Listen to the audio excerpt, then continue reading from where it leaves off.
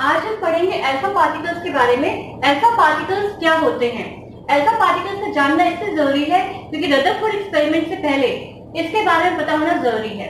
Alpha particles को हम alpha इस तरीके से भी लिख सकते हैं, अल्फा पार्टिकल्स। और अल्फा पार्टिकल्स जो होते हैं पॉजिटिवली चार्ज पार्टिकल्स होते हैं जिनके ऊपर 2 यूनिट्स ऑफ पॉजिटिव चार्ज होता है एंड 4 यूनिट्स ऑफ मास होता है। तो वो बेसिकली क्या है? वो हीलियम है। It is actually a helium ion. ये क्या है? ये बेसिकली हीलियम आयन है जिसके ऊपर 2 पॉजिटिव चार्ज है और इसका मास जो होता है वो 4 होता है। तो अल्फा पार्टिकल्स आर एमिटेड। कहां से निकलते हैं alpha particles? Radioactive element से निकलते हैं। For example radium and polonium, इससे निकलते हैं।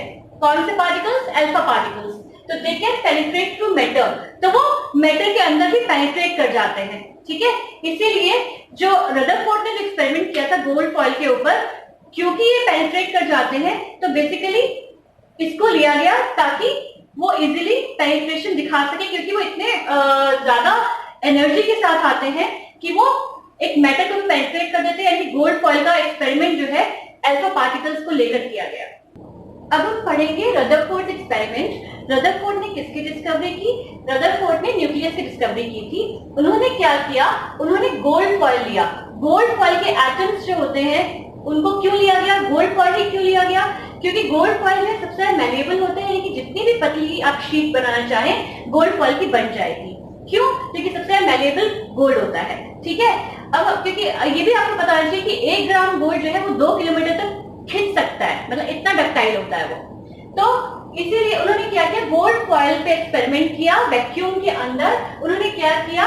अल्फा पार्टिकल्स को स्ट्राइक करवाया गोल्ड फॉइल पर। तो क्या देखा कि कुछ जो है अल्फा पार्टिकल्स आए और स्मॉल डिफ्लेक्शन शो किया। कुछ अल्फा पार्टिकल्स स्ट्रेट निकल गए।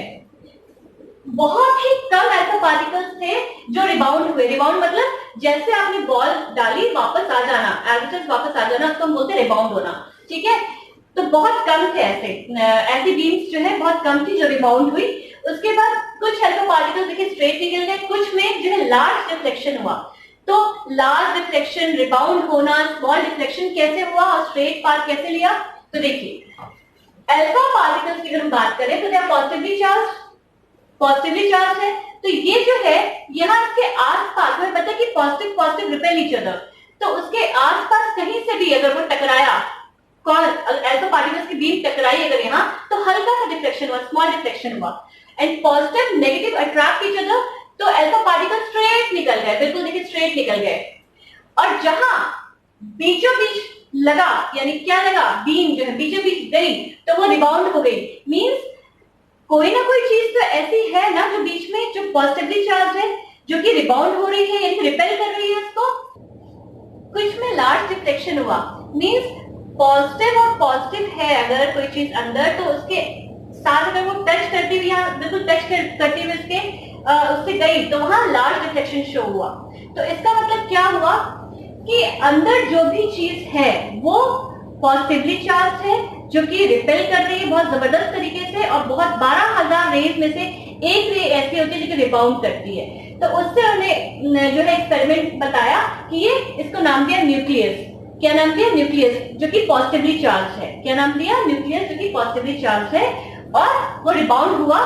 इससे उनको समझ में आया कि रिबाउंड होना मतलब वो रिपेल हुआ और वो रिबाउंड होके वापस आया, है ना।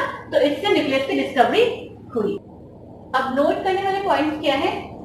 Since most of the alpha particles, अधिकतर जो है अल्फा पार्टिकल्स गोल्ड फॉइल से बिना किसी डिफ्लेक्शन के स्ट्रेट निकल गए। इसका मतलब क्या हुआ कि एटम के अंदर बहुत ज्यादा एम्प्टी स्पेस होता है, एम्प्टी स्पेस होता है एटम के अंदर। दूसरा, स्मॉल और लार्ज एंगल्स में जो रिफ्लेक्शन हुआ, इसका मतलब बीचों बीच कोई सेंटर ऑफ पॉजिटिव चार्ज है, जिसको बाद में क्या नाम दिया गया? न्यूक्लियस। फिर उसके बाद बताया गया कि बहुत ही कम अल्फा पार्टिकल्स ऐसे गए थे जो कि रिबाउंड हुए, है ना, कंप्लीटली रिबाउंड हुए जब वो गोल्ड फॉइल पे हिट किए। ठीक है, तो इसका मतलब क्या हुआ कि जो न्यूक्लियस है वो डेंस है और हार्ड है। न्यूक्लियस डेंस और हार्ड है कि उसने अल्फा पार्टिकल्स को भी अपने अंदर से पास होने के लिए अलाउ नहीं किया। तो important information about the nucleus of an atom क्या है कि nucleus of an atom is positively charge, atom का न्यूक्लियस पॉजिटिवली चार्ज होता है। Nucleus of an atom is very dense and hard, atom का न्यूक्लियस डेंस और hard होता है। डेंस मीन्स घना, है ना। Nucleus of an atom is very small as compare to the size of the atom. सही बात है, एटम तो बड़ा होता है, तो बीचों बीच न्यूक्लियस होता है ना, तो वो बहुत छोटा होता है एटम के कंपैरिजन में। यहाँ नोट करने वाली बात एक है कि प्रोटॉन्स और न्यूट्रॉन्स कहाँ रहते हैं? न्यूक्लियस के अंदर। प्रोटॉन्स और न्यूट्रॉन्स जो होते हैं taken together are known as nucleons. क्या बोला जाता है? न्यूक्लियॉन्स। क्यों? क्योंकि वो न्यूक्लियस के अंदर रहते हैं, इसलिए प्रोटॉन्स और न्यूट्रॉन्स मिलकर इनको क्या बोलते हैं? न्यूक्लियॉन्स। क्लियर?